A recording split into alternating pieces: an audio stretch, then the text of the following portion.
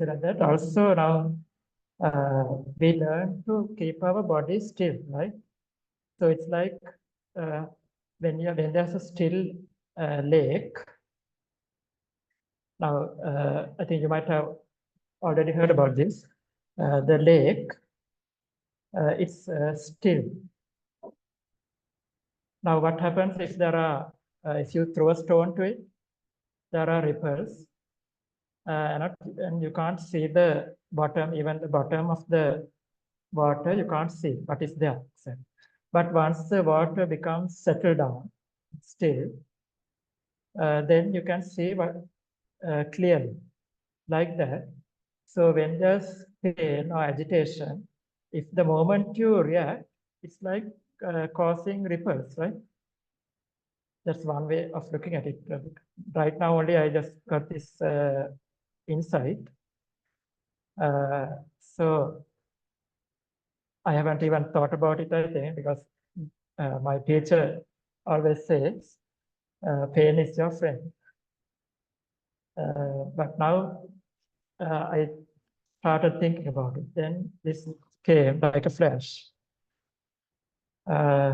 So when there's, I think you got the point, right? When there's ripples in the water, that means you are reacting, right? If you, that's like you're throwing a stone to the water, that means you're reacting to the pain. But if you learn to just observe as it is, that is not reacting, then your mind is still, right? Then it helps to see the mind clearly. Does that your answer?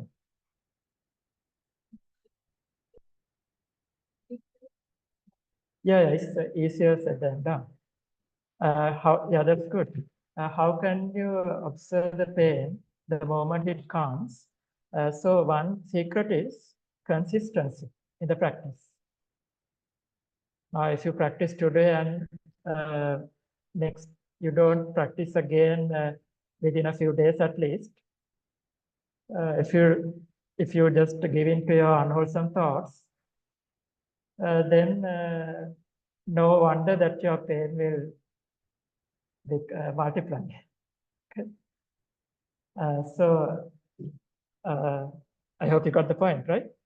But if you are consistent with your practice, if you at least devote a few minutes, simply or even just this being seated, and then only the mind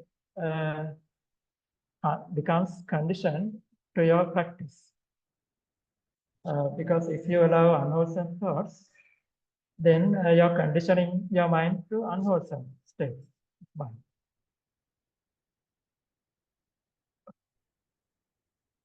So I was reminded of something else about in psychology. We learn selective attention and undivided attention. Have you heard?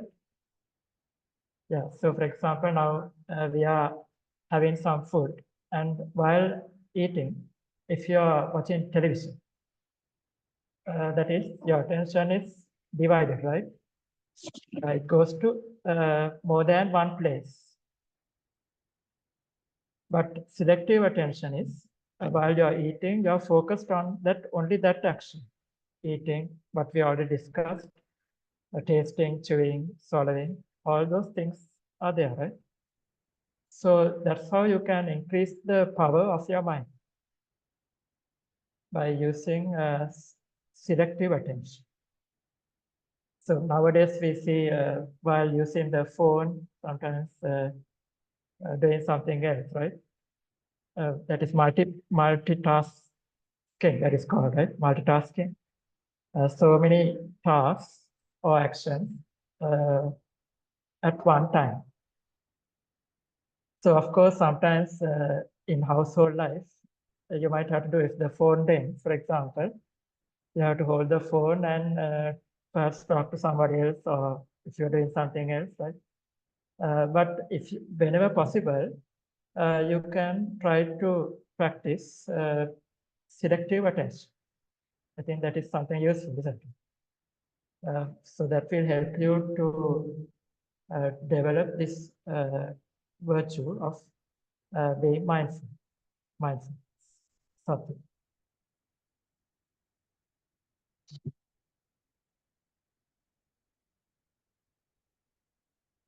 Okay, how about from the back? Anything else? We discussed about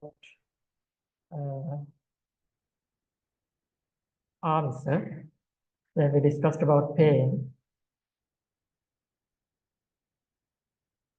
Arm is also it's related to sensation, yeah, pain. Yeah, so I think the rest is practicing meditation. Yeah. So I hope this is time which we use today, at least a few hours. It will become an inspiration for your practice of meditation. So we can conclude also with the, I will be giving some guidelines. You can continue with the practice. And we can, I'll be chanting the VisuddhiCitta. I know I can say the English version, so I will say it in English, and we can stop for today. Will that be okay?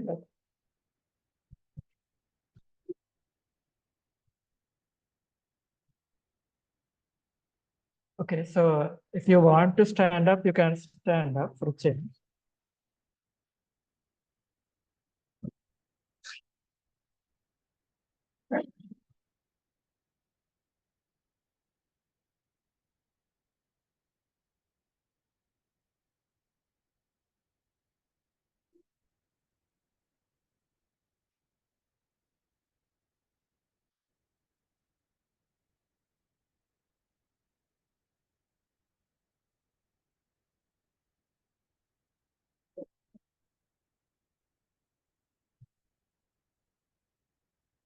Okay, now be seated.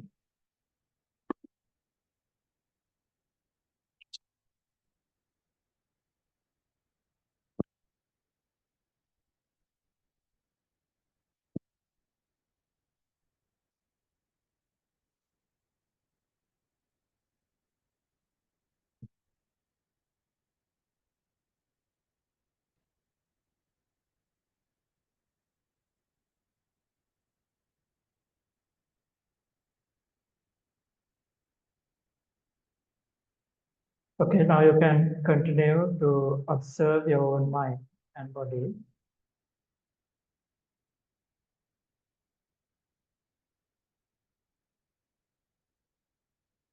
Whatever thoughts that arise in your mind, be aware.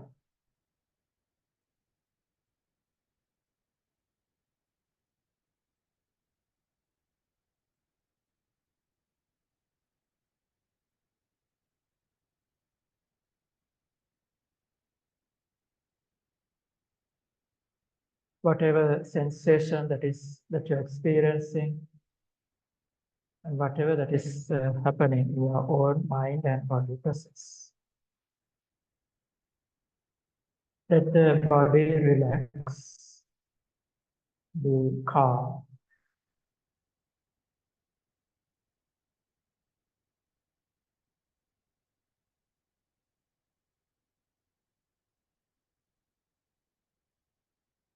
Observe the deep relaxation throughout the entire body.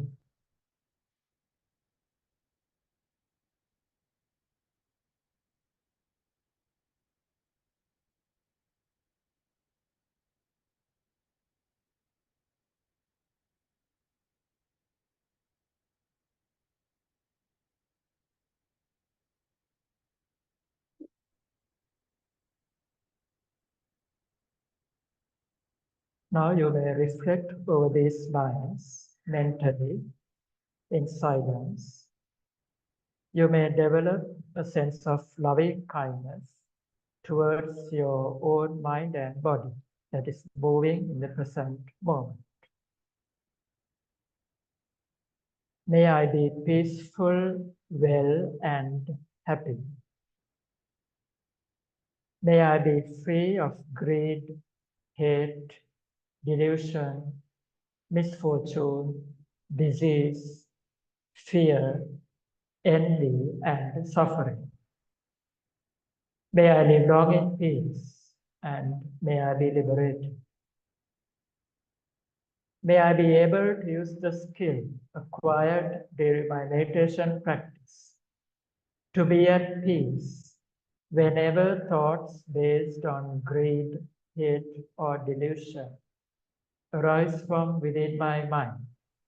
May I be able to transcend them and replace them with wholesome thoughts such as generosity, loving kindness, and wisdom.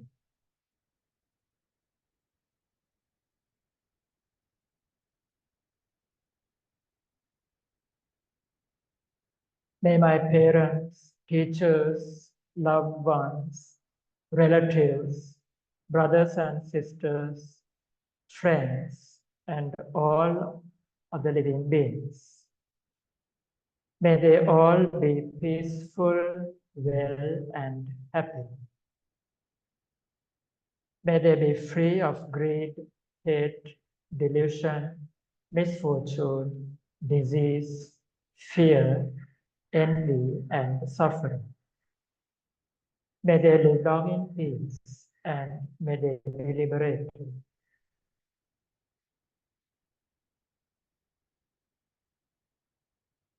May those beings towards my right, towards my left, those beings in front of me, behind me, above me, and below me.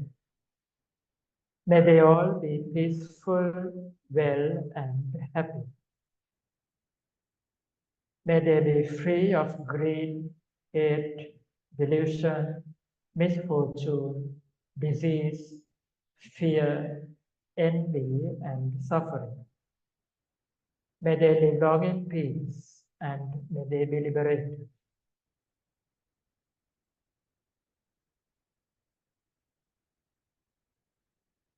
Let us extend these vibrations or thoughts on loving kindness emanating from within our minds towards the less fortunate,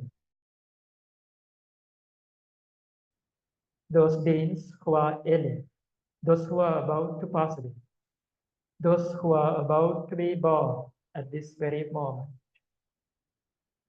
May they endure little pain or suffering and be able to experience peace and harmony from within themselves.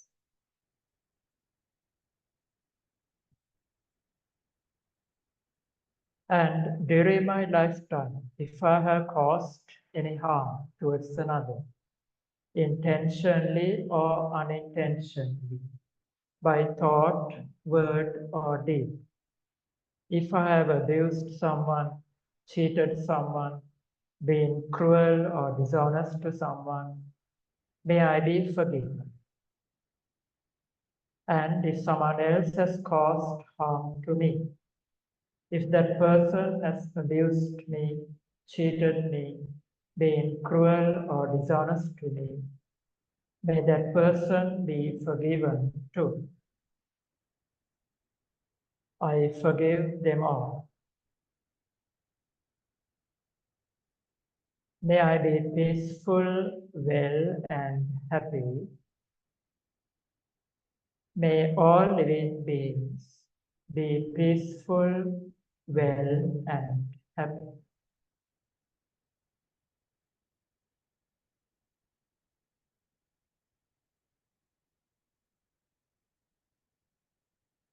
So this is the English version of the Karyanetta Sutta.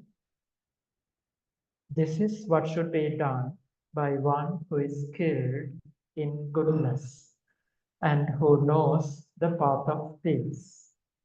Let them be able and upright, straightforward and gentle in speech, humble and not conceited, contented and easily satisfied, not busy with duties and frugal in their ways, peaceful and calm and wise and skillful, not proud and demanding in nature.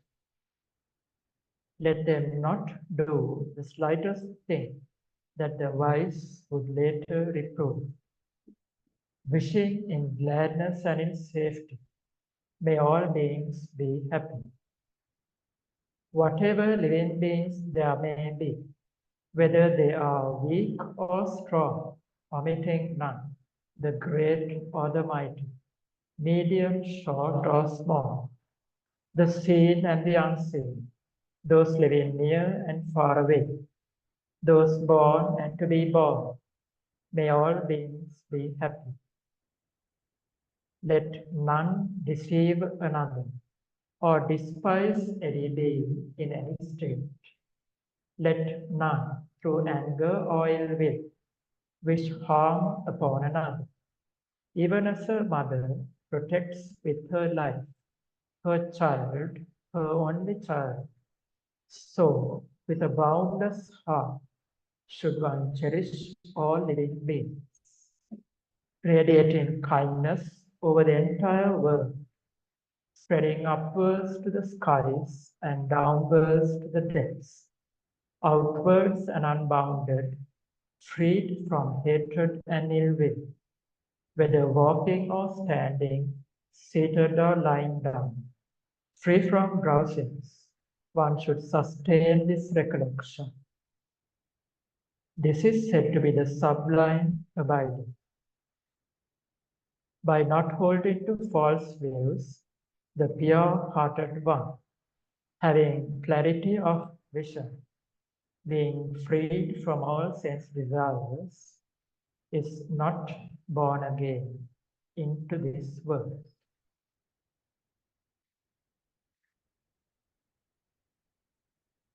Sabbha papassa akarana kusalassa upasampada sacitta pariyo dappana etam buddhana sasanam.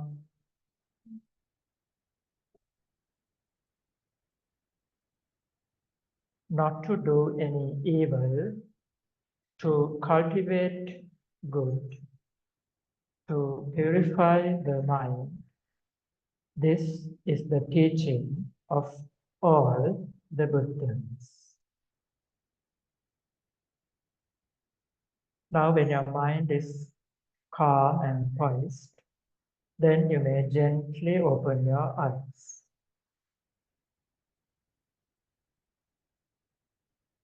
Sadhu, sadhu, sadhu. So, I hope you are inspired by these teachings, by what I have told you from morning up to now. So I can take a few more minutes to relate a small story before we wind up, so that it will become an inspiration. I read it in one of world famous Venerable Ajahn Brahman's books. So this is this is something that had happened in a country, I think it's in Japan. So there was a young monk. He was in the habit of cleaning the premises of the monastery regularly. So he gave a lot of importance to sweep and clean the garden of the monastery, which is something very good. So this monk, actually, he was so keen in cleaning the garden that he even selected, chose even the particular shape of leaves and put them into separate baskets. So he was so concerned about the cleanliness of the garden, temple garden. So there was an elderly monk looking from the bushes, secretly hiding and looking at the young monk sweeping and cleaning the garden. So once the young monk had finished cleaning, even not allowing leaves to be fallen on the ground, even if he sees the leaf, he would pick it up and put it into the relevant basket. So the monk, the elderly monk, after the young monk had finished sweeping, he came in and told the young monk, your garden almost looks, is almost beautiful. What did he say? Your garden is almost beautiful. So the young monk, when he heard this, he got a bit angry. What do you mean by almost? Yes. It is beautiful. That is what he wants to say. So the elderly monk, he had something in it. He was teaching something, right? Now the young monk is not in the book. So actually, the young monk was giving so much of importance to the external cleanliness, right? No harm, you can clean the garden. But he was not paying attention to the inner cleanliness. So that is what the elderly monk was pinpointing at, without saying directly. So I think so. The young monk said, "Please say." He wanted instruction from the elderly monk. Sir, please say, please instruct me. Then what did the elderly monk do? He went to the garden, and although he was old, he had strength. He pulled out all the branches and put them on the ground. Now all the garden, which was so beautiful, now it's not beautiful. So this was just like a reflection for the young monk, perhaps, I think. So it was like indicating that your inner mind is not clean. So that is the lesson he was told. So I hope this will become a source of inspiration for you to not only to learn, but you need to learn, think about the Dhamma, but also to practice and apply the teachings of the Buddha to your life, even in performing meritorious actions, and most importantly, to guard the mind, and which is how can we do that? It is only by practicing meditation. Not to do any evil, to cultivate good, to purify the mind. This is the teaching of all the Buddhas. Sadhu, sadhu, sadhu. Let us transfer. We have acquired lots of merit by expounding the Dhamma, by practicing the Dhamma, by practicing meditation, also by offering alms, not only to the Buddha, to the Venerable Mahasangha, and to all the lay disciples here who have observed the Atasil. So you acquire lots of merits, punya. So let us transfer these merits acquired to the devas, the deities, protecting the Buddha's dispensation or the sasana, saying these verses. Akasattha cha bhummattha Devanaga Mahindika Punyantang Anumoditva Chiran Rakhantu Sasanam Akasattha ca Bhummattha Devanaga Mahindika Punyantang Anumoditva Chiran Rakhantu Desanam Akasattha ca Bhummattha Devanaga Mahindika Punyantang Anumoditva Chiran Rakhantu Mang Param. Now let us transfer these merits to the departed loved ones of ours and the neighbors around. Idam me ñāti nang hotu sukhita hontu ñātayo.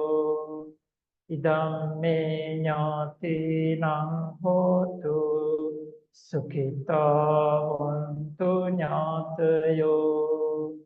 Idam me ñāti nang hotu sukhita hontu ñātayo. Now let us recite this verse, which is a wish or an aspiration.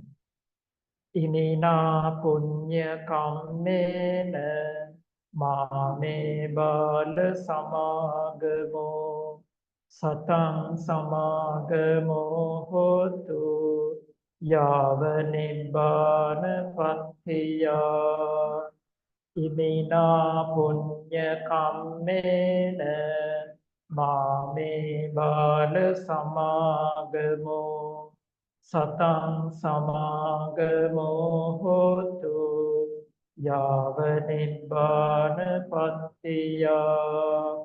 Imina punya kammena mame bala samagamo Satang samagamo hotu yava nibbana pattiya. Through these merits acquired, may I be able to associate with the wise and not the unwise until the moment I attain enlightenment. Idam me punyam asavakkaya vaham hotu sabba dukkha pamuncatu. Sadhu, sadhu, sadhu. Okay. Please listen to this verse out of faith, with a faithful mind. Abhivadana silis niccang vaddhapacai Sattaro dhamma vaddhanti ayuvanno sukham balam ayurarogya sampatti sagga sampatti mevacha ato nibbana sampatti iminate samejjhatu.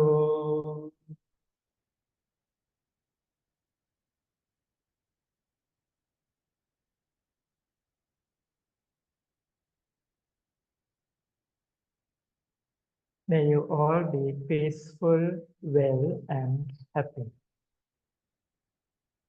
May the blessings of the Noble Triple Gem be with you. Sadhu, sadhu, sadhu.